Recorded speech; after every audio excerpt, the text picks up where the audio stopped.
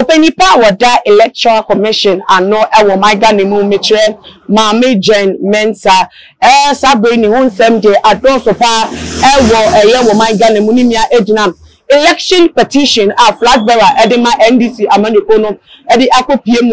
ewo Supreme Court na say enam so ama a judge phone 24 7 formal judges at 9 7 almost started proceeding. Na no na say enam so say na enim say na court shisha die ensipate no say we be the petition ko na wo muso djetum no mo tina so meka ensem na de no wo mu bia na wo behia say wono so eba be pie mu ewo eye asem di bia wona say wono so de obeka e de etwa no ho no na wono so de abetu da na no na nam so ema eye na watchu we mu no ma me eye Jen Mensa ko pie mu ewo Supreme Court na ebusuafo the ama for atomoni atono so artist womo can asem enesem ebra woko court one no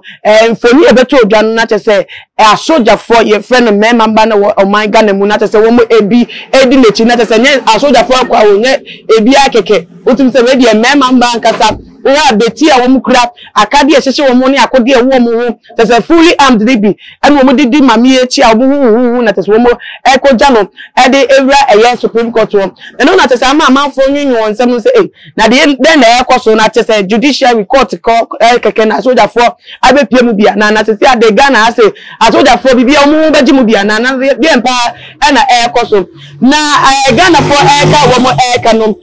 Nipa bako wapa boti abeshe ensem no Kenya na say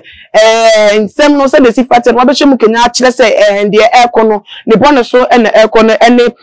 journalist the din ade Manasseh Azuri Awuni. Now according to Manasseh Azuri Awuni artist wo de nsem metu da ewo Facebook so watch up the ekono enkowie papa mu emanai say ama wodo so krapo hwe ya na wo mu so military any ewo the ekoso emu na say I didn't pop them pan on mefa edi afa Ghana your military wona say we really say enye the papa mukra na erusa form waka nsem no e poteka sem nti mo ma pan na menkenkan emfa ensomo na say no cho nsem no say the Ghana Police Service can fight armed robbers and terrorists, but someone thinks our police cannot provide security for the Electoral Commission chairperson. So you find armed soldiers following her to court. How would the armies of civilized countries look at our army? By allowing this to happen, the commander-in-chief of the Ghana Armed Forces, Nana Addo Dankwa Akufo-Addo, is not only undermining the police, but he's also reducing the Ghana Armed Forces to a laughing stock. The soldiers should not be reduced to errand boys for private party-affiliated lawyers and protectors of illegal mining sites inhabited by Chinese. This is shameful and it must stop. Not as a butcher from Mensa virtual for Bibia will be. Yeah, Cosua to say, dear soldier for a my moon will be a billionaire so over site I would do a year mining wobble not as a soldier for by near himself. Operation Vanguard and no a Juma woman didn't know woman one more preventing illegal miners so one more air mining now so they say there Chinese for out is woman yet my move for my mukapono baby almost your legal mine no not to say I so therefore you put one more there's one more elbow bang one more empty to my for campus one more enco mining site one correct send a yenya so now banner be can them crapper I hair crapper no when you tea any dim not to say and also the bonus so and the air con nani no so born in yan what they bought a man penny our no and as I said they were commander-in-chief of the Ghana Army was said say a corner sana to say the army officials and I said your military for no your more errand boys your small man your for the one year do man to say nekwa jina but no buy for her say lawyer crab back out the clan not to say military officer and the crown the briefcase and not to say the bonus clan na ekona esa camp na ama wo do so kra wu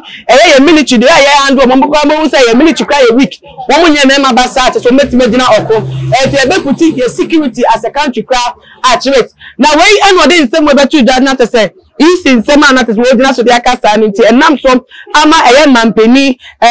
ninia tese enim no as Gabi Otredako wabechu abaponti abetwem de nti a sabe isi asoja for mema ba edi na chi a wo mo protect no na ni nkyire mu a wode no so edi ba ya tese wode eyi Manase Azuri awuni ano NSM maame no wakwa sesi ade no baby a wogina eni aba no ho baby ada any threatens awonya empo no campo declaration beto da a journalist fo bi do ma no ka bi campo no ko threatens awodo a yede mebi mo obeka UTV ye maame vemiledi efiapoko a no kra betina so ka se nkofo myenu wo ma kyewo mo ewo mo eso ye wa tese na nko mo ade etimpo so medi pone ade abawa no campo no na me ne twetwaje o ma mutimi nya mutididi mu na tese wo no maame na o ye declaration no time ewon wo nkofo ni won a omunya ne bone ombedi nti wo be nya pa se ne bible nsem no ye be mie mu ne se mampani a hyeda na tese asojafo no oyi so omkwa keke ene tese wa ne se asojafo bedi eye maame isi ne chi na tese bebi obefe bia no mnam dabi ene ne fe so ene wo moye but eni bra aba ene threater amanfo ede kono so no ene nam so ama eye mampani eyi eye asojafo mema ma no se wo mo eni ne chi no so eka opotoka se mu se o se this woman, the returning officer for the presidential election, has had her life threatened multiple times from all manners of corners. Her character insulted, her integrity denigrated, and the threat to her life heightened to the highest dangerous point that any public servant should endure. For the security service to consider it appropriate to offer her the highest form of protection they could. Her security at home, office, and around her 24/7 is made up of a combination of soldiers and police. I am not sure she enjoys the security attention, but she understands she has to endure it, and some of us have a problem with that. Why should it be so? Not as a wono and some no said the econiano, the papa musi will be an inquan modidim, not as a bonibia entono, and nunti and a mampeni ama wokwan say a year military for no enmity. 90 busha form, as I did, yes, reason. Bia dia madienti a military funny infiltrating into civilian lives na no chese yen hu say normal say say dey be dia be fe bia na military officer jira wa na because obi anya bambosem and obi aso nya say ne nkwa obenya na yo chese onya le trade dim nti say ada no police phone wo mu nya capable enough so mebo wo ban nya scientist say no say dey because of nyama na consider say criminal activities ama no mu so ne nkofo wo mu threaten nkofo nti no normal say be soldier for yeah, making things right in this nation. Yeah, security must work.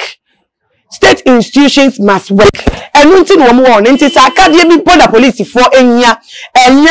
akodia bi ese o monfa keka o nyama wona tese nkyere se ampa wo mo bobaya e wo mu nya na tese be kyere se o mo bobaya enu so e betimi dia mo na soldier for no obi anim se soldier for de wo mo bebi a wo bodompo bebi a eye ko na aba ko na wana se ye wo